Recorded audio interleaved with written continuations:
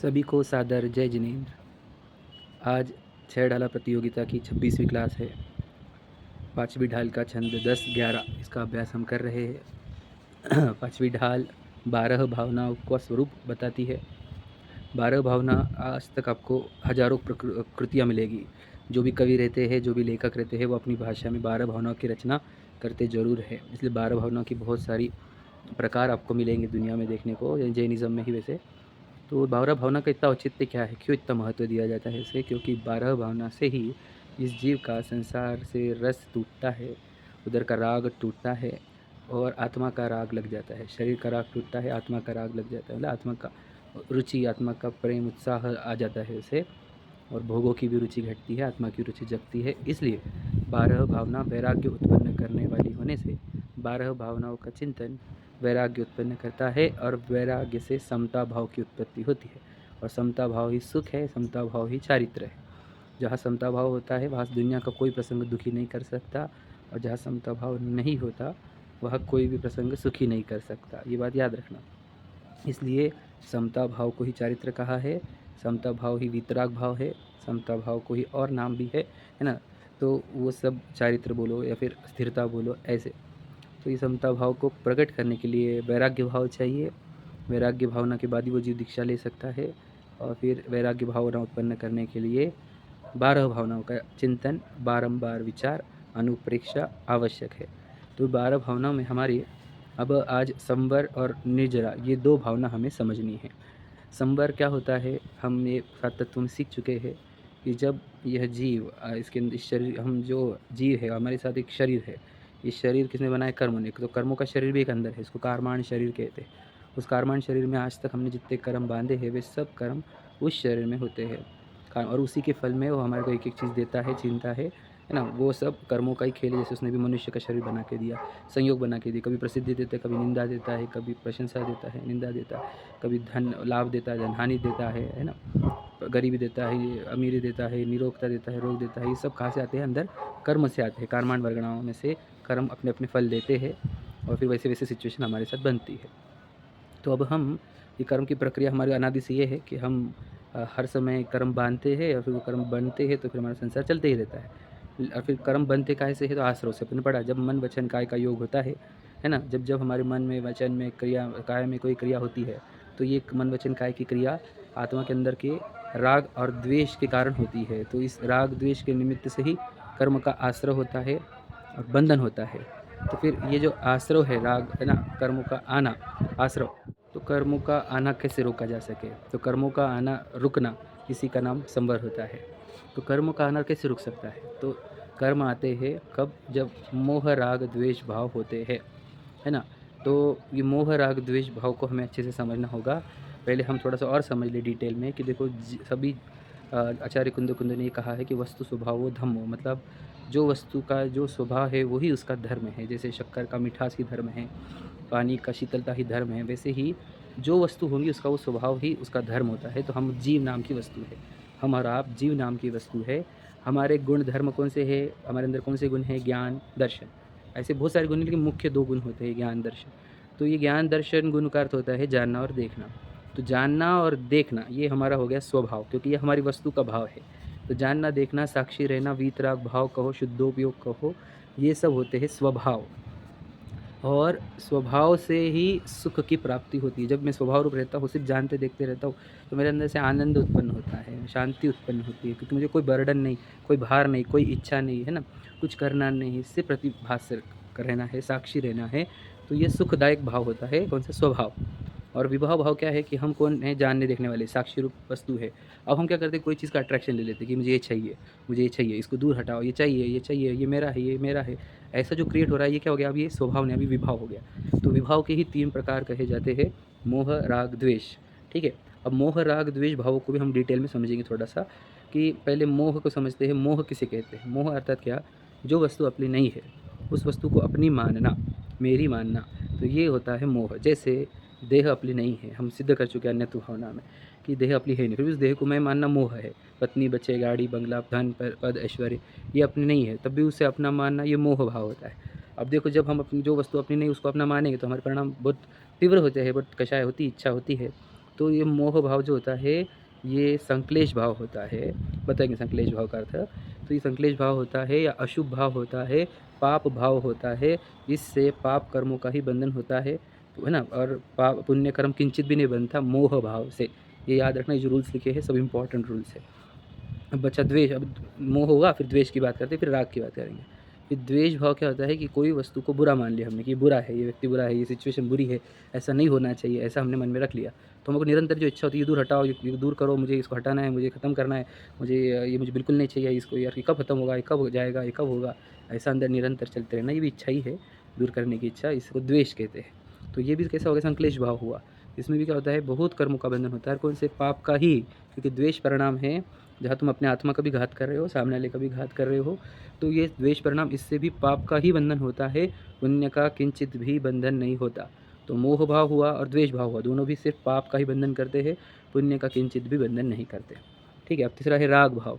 अब राग भाव के अर्थ क्या होता है, किसी को अच्छा माना तो उसको चाहना, उसको प्राप्त करने का आकर्षण क्रिएट होना, या उसी का आकर्षण क्रिएट हो गया, तो ये होता है राग भाव। ठीक है, मतलब कि पसंद आना, प्राप्त करने की इच्छा होना, आकर्षित हो जाना, अटैच हो जाना, तो ये होता है राग भाव। अब राग भाव के दो प्रकार होते हैं, एक होता है विषय अनुराग और दूसरा धर्मानुराग।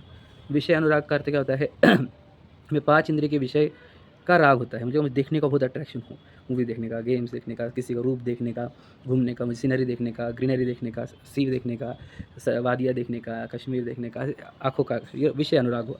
किसी को सुनने का, गाने सुनने का, म्यूज़िक सुनने का, आदि आदि हो सकता है। किसी को स्मेल का राग होता है, किसी को टेस्ट का कि मुझे वो खाना है, मुझे वो खाना है, उधर जाके वो खाना है, वो खाना है, खाना है, खाना है, टेस्ट का बहुत रहता है राग। और किसी को स्पर्श का, मुझे उसको टच करना है, उसको टच करना है, इसको टच करना है, इधर जाना है, ठंडी हवा चाहिए, ये चाहिए, नरम गद्दा चाहिए, ऐसे। तो जिसको ये विषयों का राग रहता है, फिर वो धन के पीछे बढ़ता है, क्योंकि विषय कहाँ से मिलते हैं, धन से, है ना। उसे जलन देखने की इच्छा होगी तब जाना पड़ेगा, तो पैसे लगेंगे। तो विषय का अनुराग होने वाला जीव क्या होता है, धर्म से दूर जाता है। उसको विषय को प्रेम होता है, धर्म प्रेम नहीं रहता उसको। तो विषय अनुराग वाला जीव को भी, वो भी संक्लेश में रहता है, इच्छाओं से रहित होता है, इसलिए उसको भी संक्लेश भाव होता है, उससे भी पाप का ही बंधन होता है, किंचित भी पुण्य का बंधन नहीं होता। तो पाप के बंधन वाले 3 बताए हमने। मोह भाव पूरा पाप का बंधन करता है, द्वेष भाव पूरा पाप का बंधन करता है, और राग में भी विषय अनुराग जो रहता है वो भी पाप का ही बंधन करता है। अब बचा बात क्या, अब धर्मानुराग।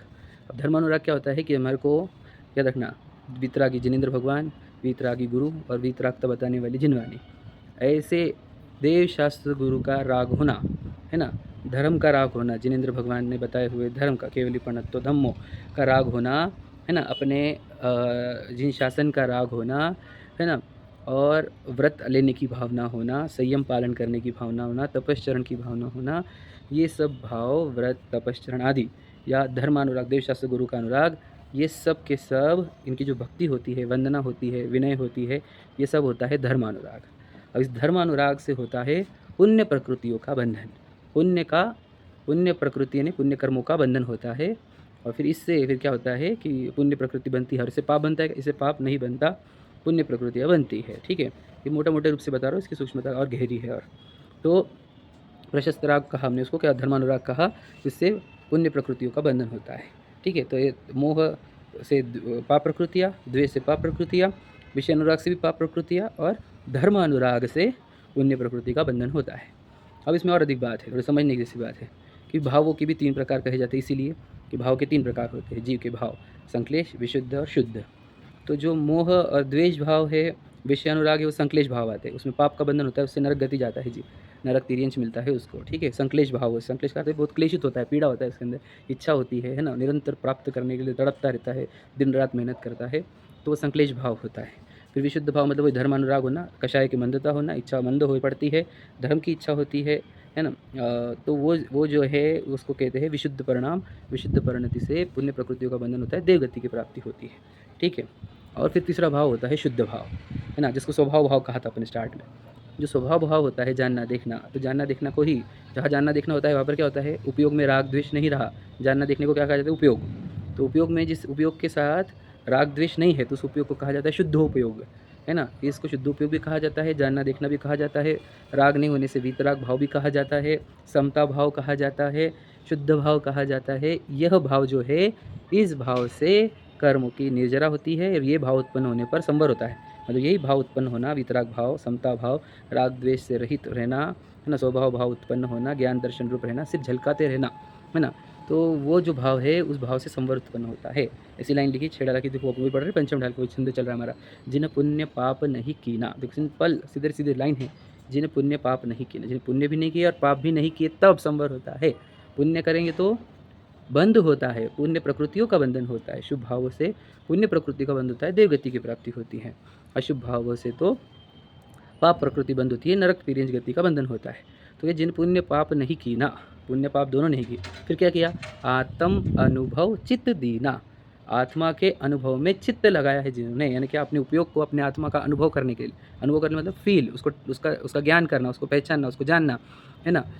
तो जिसने अपने ज्ञान को, अपने उपयोग को, अपने आत्मा को जानने के लिए, आत्मा में चिंतन में, आत्मा में स्थिरता के लिए लगाया, तिन ही विधि आवत रोके, वो ही कर्मों को आने से रोक सकता है। संवर लही शिव सुख अवलोके, ऐसा लिखा ना, कि वही जिस संवर को प्राप्त करता है वो शिव सुख को प्राप्त करता है। कौन, जिन पुण्य पाप नहीं कीना, आत्म अनुभव चित्त दीना, सिंपल बात है। जो पुण्य पाप के कार्य छोड़कर, सोचो दोनों बात लिखी है, और फिर आत्मा के अनुभव में लगते हैं, वो जीव कहते हैं कि वो संवर को प्राप्त होते हैं। उनके कर्म का बंधन रुकता है, उनके आश्रव रुकते हैं, क्योंकि आश्रव के भी दो प्रकार का है शास्त्र में, देखो जिनवानी में ही, पापाश्रव और पुण्याश्रव, मतलब पुण्य को भी आश्रव में ही डाला है, पुण्याश्रव और पापाश्रव, पुण्य बंध पाप बंध, तो ये दोनों बंधन के ही प्रकार है ना। तो दोनों से कर्म के बंधन ही होते हैं। जो आत्मा का अनुभव करेगा उसे मुक्ति मिलती है। आपको मेरी बात गलत लगेगी यदि, तो आप विचार करो, जिनेंद्र भगवान की प्रतिमा को याद करो, जिनेंद्र भगवान समूह शरण में है उनको याद करो, तो वे वहाँ पे पाप कर रहे हैं कि पुण्य कर रहे हैं, ये बताओ। तो वे पाप भी नहीं कर रहे और पुण्य भी नहीं कर रहे, कोई देव पूजा गुरु उपासना स्वाध्याय संयम तप दान तो कुछ कर नहीं रहे, व्रत आदि कर नहीं रहे, तो कर क्या रहे हैं, वो आत्मध्यान कर रहे, मतलब आत्मध्यान शुद्धोपयोग, है ना, आत्मा का अनुभवन, वह है कर्मों के संवर करने का और निर्जरा करने का उपाय। समझ रहे, आत्मा का अनुभव से ही होगा। इसलिए मुनिराज जो जंगल में जाते थे, आत्मा का ध्यान लगाते, तो काहे के लिए, शुद्धोपयोग करने के लिए, अंदर से राग द्वेष सब नष्ट करने के लिए। देखो मुनिराज छठवें गुणस्थान में रहते हैं, उनको शुभ राग रहता है, वो उसका भी नाश करके आत्म ध्यान करके सातवें गुणस्थान से ऊपर चढ़ते हैं, है ना। तो ये जो मतलब प्रशस्त राग शुभ राग को भी छोड़कर आत्म ध्यान में लगते हैं वो, क्योंकि जब पुण्य पाप और दोनों राग छूटेंगे तब वो जीव वितरागी होगा, तब उसको कर्म आना रुकेंगे, तब उसके आश्रव भाव छूटने से दुख मिटेगा और सुख उत्पन्न होगा। ऐसा वह कहा गया है कि जिन पुण्य पाप नहीं कीना, आत्म अनुभव चित्त दीना, तिन ही विधि आवत रोके, विधि मतलब कर्म आना रोक सकता है वही, संवर लही सुख शिव अवलोके, है ना, सुख अवलोके, फिर वो सुख संवर को प्राप्त होता है, फिर सुख का अवलोकन, पहली बार उसको सुख की टेस्ट आती है कि क्या रहता है सुख। देखो जब मोह उत्पन्न नहीं हुआ, कोई मेरी वस्तु अपनी लग रही नहीं, कुछ प्राप्ति करने का, कुछ प्राप्त करने का राग नहीं बचा, किसी को दूर करने का नहीं, तो फिर क्या होता है, स्वभाव उत्पन्न होता है, जानना देखना, और फिर वो उसमें इतना आनंद रहता है, ज्ञान के साथ आनंद उत्पन्न होता है, शांति उत्पन्न होती है, तो पहली बार उसको टेस्ट आती है कि वाह, एक समय के लिए मुझे राग उत्पन्न नहीं हुआ तो मुझे कितना आनंद आया। तो उसके अंदर ये बात बैठ जाती है कि जब मैं पूर्ण वितरागी हो जाऊँगा तो मेरे अंदर कितना सुख उत्पन्न होगा। तो उसको ये भी पता चलता है कि जो भगवान वितरागी, तो भगवान जी कितने सुखी है, वो मुनिराज हमारे कितने सुखी होंगे जब उनको राग इतना कम उत्पन्न होता है। तो फिर वो जीव अब अपने राग नष्ट करने के लिए फिर वो आगे बढ़ता है, मुनि दीक्षा अंगीकार करके शुद्धोपयोग करता है, शुभ अशुभ भावों का नाश करके अपने आत्मा का अनुभव करता है, और फिर वह जीव मोक्ष को प्राप्त होता है। आप समझ लीजिए, तो ये प्रक्रिया है। तो ये सम्यक दृष्टि जो जीव है वो बारंबार ये भावना भाता है कि मुझे संवर उत्पन्न होगा, तो मेरे कर्म आना रुक जाए, मेरे है ना, संवर उत्पन्न रहे, जन्म, है ना, संवर हमेशा रहे मेरे साथ, संवर की भावना उसके अंदर रहती है, ये संवर भावना है। ठीक है, संवर समझे आप, है ना। इसको दो बात भी कही थी अपने तीसरी ढाल में कि जब कषायों का शमन होता है, मतलब वो इच्छाओं का शमन, कषायों का राग द्वेष का शमन, और इंद्रियों का दमन। तो इंद्रियों का दमन क्यों, क्योंकि जब उसके राग द्वेष नहीं चल रहे तो वो इंद्रियों का प्रयोग भी नहीं करता, विषय अनुराग है नहीं उसको, तो वो उसका इंद्रिया वैसे भी डाउन हो जाती है, वो अपने आत्मा का अनुभव करता है। तो वो देखो भगवान जी हमारे जो प्रतिमा, जिनेंद्र भगवान की प्रतिमा, वो संवर निजरा तत्व को ही बता रही है, मोक्ष तत्व को ही बता रही है। वहाँ पर भी देखो उनकी आंखें डाउन है, पूरी इंद्रिया डाउन है, हम उनको जिनेंद्र कहते हैं, क्योंकि वो आत्मा का अनुभव कर रहे हैं, इसलिए उनको आश्रय नहीं हो रहे हैं, बंधन नहीं हो रहे हैं।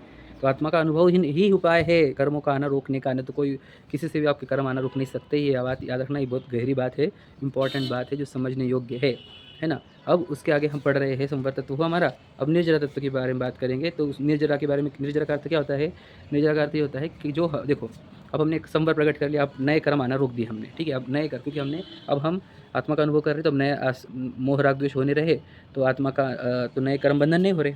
लेकिन पुराने बहुत स्टॉक बचे वाले हैं, उसका क्या करेंगे। तो पुराने कर्मों का स्टॉक निकालने के लिए निर्जरा कही जाती है, कि पुराने कर्मों का स्टॉक निकालना इज इक्वल टू निर्जरा। अब इस निर्जरा के दो प्रकार कहे हैं, एक अविपाक निर्जरा, एक सविपाक निर्जरा। अविपाक क्या होता है समझ लो, कर्म जब फल देते हैं तो उसको कहते हैं कर्म का विपाक। विपाक मतलब देखो पकना, वो बोले पक गया, आम पक गया तो वो पकना। पकना मतलब वो नरिश मतलब उसका मैच्योरिटी आ जाना, ठीक है।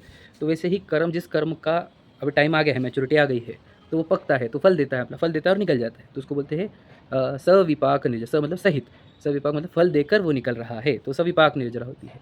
और एक अविपाक निर्जरा होती है। अविपाक का अर्थ होता है यानी नहीं, विपाक मतलब फल, फल दिए बिना ही निकल जाना। तो फल दिए बिना निकल जाती मतलब कैसे, ये समझते हैं अपन। तो देखो, तो ये समझ लो पुराने कर्म के स्टॉक है जो अभी अभी फल दे रहे हैं, निकल रहे हैं। तो ये तो सभी संसारी जीवों के साथ हो रहा है, निरंतर पुराने कर्म फल दे रहे हैं और निकलते जा रहे हैं। तो ये जो सविपाक निर्जरा है वो हमारे लिए मोक्ष मार्ग में कुछ भी कार्यकारी नहीं है ना, उसका कोई महत्व नहीं है, क्योंकि तो सभी के साथ हो रहा है, वो मेरे साथ भी हो रहा है, तो उससे थोड़ी कोई मोक्ष जाने वाला हूँ मैं, उससे कोई मेरा मोक्ष मार्ग नहीं है। तो फिर मेरा मोक्ष मार्ग काहे से है? तो मोक्ष मार्ग कब है? जब मैं पुराने कर्मों का, जिसका मैच्योरिटी टाइम, जिसका उदय काल उसका आगे है, उसको भी मैं पहले ही नष्ट कर दूँ। मतलब क्या, मुझे उसके लिए और 10-50 शुभ और अब रुकना नहीं है मुझे, है ना। मुझे अभी नष्ट करने हैं उन कर्मों को, मेरे को जब तक उनके उदय आएंगे तब तक मुझे और कर्म बंधन हो जाएंगे। इसलिए फिर मुझे तो अभी कर्मों का नाश अभी ही करना है। तो मुझे अभी कर्मों का नाश करना है, तो मैं क्या कर सकता हूँ? तो फिर कर्मों का नाश करने के लिए जिनमानी ने कहा है कि तप सह निर्जरा, तप से निर्जरा होती है, तपश्चरण से निर्जरा होती है। तो तप क्या होता है? तो कहते हैं वापस, इच्छा निरोध तप, मतलब क्या, इच्छा के निरोध से ही तप होता है। इच्छा का निरोध मतलब समझ रहे, जहाँ इच्छा का नाश होता है वह तपश्चरण होता है, और तपश्चरण से कर्मों की निर्जरा होती है। तो इच्छा का नाश करना अर्थात क्या, वो भी समझ थोड़ा सा। देखो पुराने कर्म है अब हमारे पास, तो कुछ पुण्य प्रकृति होंगी, कुछ पाप प्रकृति होंगी। तो पुण्य प्रकृति से मुझे अच्छी सामग्री मिलेंगी, धन वैभव ऐश्वर्य प्रसिद्धि प्रशंसा आदि आदि, निरोगता सुंदरता आदि।